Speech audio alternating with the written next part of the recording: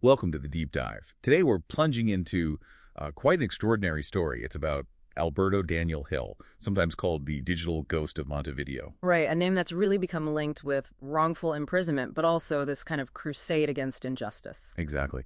And you might be surprised how good intentions can lead to such a profound clash with the system. So our mission today is really to unpack Hill's journey. He went from being this cybersecurity pioneer to a self-described gray hat hacker. And then that collision with a legal system that just wasn't ready for the tech. Yeah, totally unprepared. We'll see how he turned all that trauma into advocacy, revealing some, frankly, surprising things about tech and law intersecting. Okay, so to really get this, we need to start back at the beginning.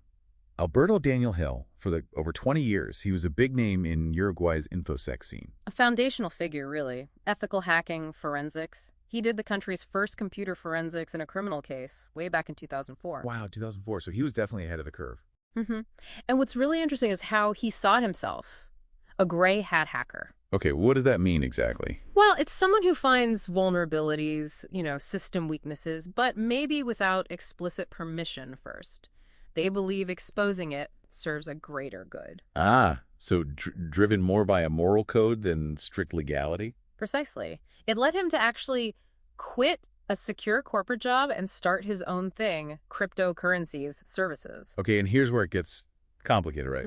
In 2014, 2015, he finds these critical flaws, stuff like basic admin logins on a medical provider's website. Yeah, really serious stuff. And he does what you'd think is the right thing. He reports them to CERT-UI, the National Computer Emergency Team. His goal was clearly to help fix it. Definitely help, not harm. But looking bigger picture, this whole digital knight approach put him in, serious danger. How so? Because the legal system in Uruguay, it was described as just not having caught up. They couldn't really grasp the difference between a gray hat helping and a black hat attacking. So his ethical actions, the ones he documented? Ironically made him the perfect fall guy when something did go wrong later. The perfect target. Right. So fast forward to February 2017, a different unknown hacker hits that same medical provider. Yes, steals incredibly sensitive patient data, HIV status, cancer diagnoses, things like that, and demands, $60,000 in Bitcoin. Yeah. So how? How did the police connect Hill to that specific crime? The guy who tried to warn them. That's the really baffling part. They arrested him based purely on his prior access, the access from 2014-2015 that he reported. No way. Yeah. Even though Hill fully admitted to those earlier ethical checks, authorities just seem to misunderstand his tools, his past actions. He completely denies the 2017 extortion. And he blames. He cites police misconduct and incompetence, a complete lack of guarantees, basically a system failure. And consequences were just immediate and brutal. Yeah. 8 months in prison. He became the first hacker jailed in Uruguay. Imagine that. You try to help, you end up incarcerated. His whole professional life shattered. Yeah. Equipment gone, finances frozen. Even his 8-year relationship ended. And it took 4 years, a long legal battle, before he was finally exonerated. No criminal record, but... But at what cost? A Pyrrhic victory, really. Freedom back, but almost everything else lost. Exactly. So coming out of that wreckage, Hill starts what he calls his Phoenix Protocol. Right, taking control of the narrative. He started writing books like Log into Hell. Turning that personal trauma into public advocacy, it's quite a shift. A very powerful one. He became this public crusader, right? Speaking at conferences, doing interviews like on Darknet Diaries. And his message? It's a clear warning. Beware of a justice system that doesn't understand 21st century tech.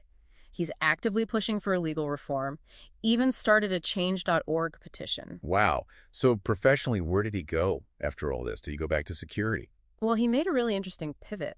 He dived deep into blockchain, cryptocurrencies, fintech. Okay, that feels significant. Why that direction? I think it's deeply philosophical, actually. His trauma came from a centralized, kind of opaque state system, right? Blockchain is almost the opposite. Decentralized, transparent, trustless systems. It's like his new career is a technological rejection of the power structures that failed him. That makes a lot of sense. It's like rebuilding on different principles. Absolutely. And psychologically, you see this intellectual defiance in him. He's hyper-vigilant, even password protects info about himself online just to evaluate risks. Wow. Still processing the risk? Yeah, and he uses irony, humor as a coping mechanism. He talks about this profound post-traumatic growth. He literally says, I am not the same person I was before this situation. New worldview, new purpose. Alberto Daniel Hill's story, it really is a powerful case study, isn't it? Resilience, identity, especially in this digital age. It absolutely is. His journey just shows, when the established systems can't keep up or fail you, individuals can find ways to rewrite their own stories, build new paths, and it definitely leaves you thinking, in this world that's getting more digitally complex by the day, how do we make sure legal systems actually evolve? How do we protect, not punish, people navigating these